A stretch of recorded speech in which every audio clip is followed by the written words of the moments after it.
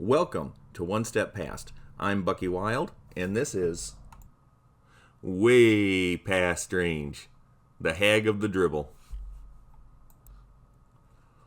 What is the Hag of the Dribble? For centuries, a lot of people in the hills of Wales claim to have seen her. Many people who haven't seen the hag still believe her to exist. In my opinion, she's an unusual case among supernatural creatures. The only things we know about her is her appearance and what she does. Her exact origins and why she does what she does is unclear. The Hag of the Dribble's myth is very specific, with only one major variation. You can't help but think that she is real. In the Welsh language, she is known as Gwrach yr Hriben. It translates to Hag of the Mist or Hag of the Dribble. There have been comparisons made to Ireland's Banshee legend, and it's quite possible that the two are related. It is believed that the hag lives in fog-shrouded places near bodies of water, like streams. Curiously, the word Gwrach can mean witch as well as hag. She appears as a hideous old woman with black, leathery, bat-like wings. Her exact features may differ from one account to another, but she's always ugly. Could there be more than one Hag of the Dribble, or can she change her appearance? What we know for sure is that when someone of pure Welsh blood is about to die, she gathers stones in her apron and drops, or dribbles, them as she flies over their home. This always happens at dusk or sometime in the night. While she is doing this, she will wail and shriek in either a male or female voice, saying things like, my husband, or my wife, or my child, whatever fits the occasion, while also calling out that person's name. In addition, she makes the weird call of Annie.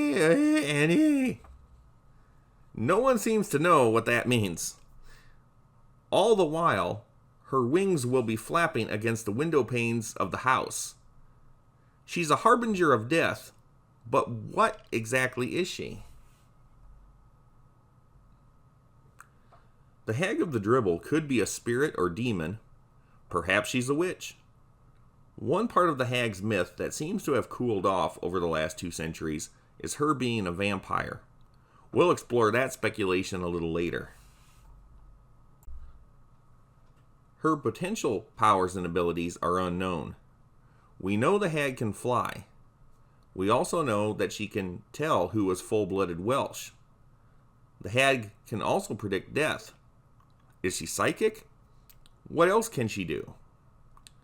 Super strength is a given. After all, she's picking up heavy stones in her apron and flying up into the air with them. It has also been said that she can turn invisible. This would add up, given her sudden appearances and disappearances.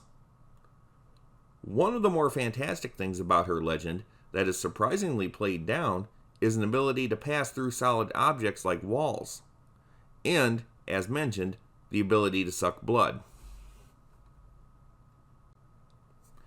The whole vampire angle to the hag's myth gets messy and confusing. This is the one big variation to an otherwise straightforward legend. If the Hag of the Dribble was a vampire, it would contradict her function of simply warning people of impending doom. It wouldn't make sense.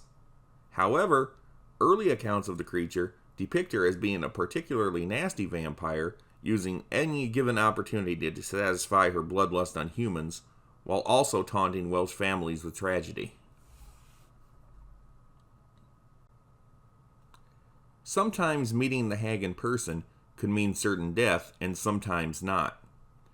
In the stories where she doesn't kill you outright, the hag will turn herself invisible and follow you until you come to a crossroads or a stream.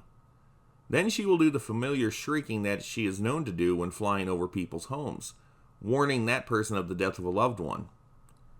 If the scream is inarticulate, it means that you are going to die soon of some ailment. There is one part of her legend, largely dismissed nowadays, of her having a big black dog. To us, the name looks like Gwilgi, but in the Welsh language, it's actually pronounced whiskey. It is referred to as the Dog of Darkness. The black dog, however, is its own legend throughout Britain and is more often separate from the Hag of the Dribble. Seeing these two together, however, was a big sign of evil things to come. The type of dog varies. It could be a hound, a mastiff, or even a black wolf. Although sightings of the black dog are still reported to this day, the connection to it and the Hag of the Dribble has faded. Yet another version of the vampire hag states that she likes to kill slowly and preys upon the weak and helpless. This includes small children, the elderly, and the bedridden. She takes only a small, survivable amount of blood from her victims, simply leaving the persons weaker. Then she comes back to the same individuals over and over until they waste away to nothing and die. This is not something exclusively attributed to the hag, however, and is based on what people already said about vampires in Central and Eastern Europe. As I've said, I feel that some people have piled things onto the Hag of the Dribble's legend over the years in an attempt to make her sound more exciting and dangerous. We know some things about the Hag of the Dribble's abilities, but what of her weaknesses? These are less certain. There aren't too many specific first-hand or even second-hand accounts out there of encounters with the creature. Much of what is known about the Hag of the Dribble has been handed down orally. It's easy to understand that a lot of people wouldn't feel comfortable talking about such an experience. It's also easy to understand that if such a creature exists, not many people would live to tell the tale of a personal confrontation. In the mid-19th century, a retired Christian minister named Reverend Elias Pugh was one such person to claim that he not only survived the hag, but forever banished it from his village of, and bear with me here, Lyn y Wlang Gach. Whether I got the pronunciation right, I don't know. To make a long story short, many people in this village were getting sick and dying. The terrifying hag creature was seen multiple times in a dilapidated graveyard. Reverend Pugh, who had a reputation for banishing ghosts and things, was called upon by the townsfolk to do something. Pugh wasn't a violent man by nature, but he knew the only way to get rid of the Hag of the Dribble was by force. He made himself a big heavy stick and went into the cemetery. After a brutal fight, Pugh found that the creature could be hurt by physical force. He also found that the mention of God repelled the creature. Pugh was able to escape that night, but would return the next night to finish the job. He came back with another heavy stick, this one with a cross carved into it. After another scary battle, he struck the hag with his new stick, and she ran away for keeps, never to be seen in that area again. Pugh was a well-liked member of the community. Did he tell the truth? If this story is true, it's a valuable piece of information on how we can fight the creature. But this brings me to another point. Is the Hag of the Dribble really an evil creature, or has she simply been misunderstood all these years? Take away all the vampire stuff from her legend. Let's say that she is just a messenger of death and not a bringer of death. Why would she even do such a thing? Is it possible that the Hag of the Dribble is simply giving a heads up about the death of a loved one to allow the family time to make their proper goodbyes? I would like to think that there is some reason why the hag does what she does. So what do you think? Is the Hag of the Dribble friend or foe?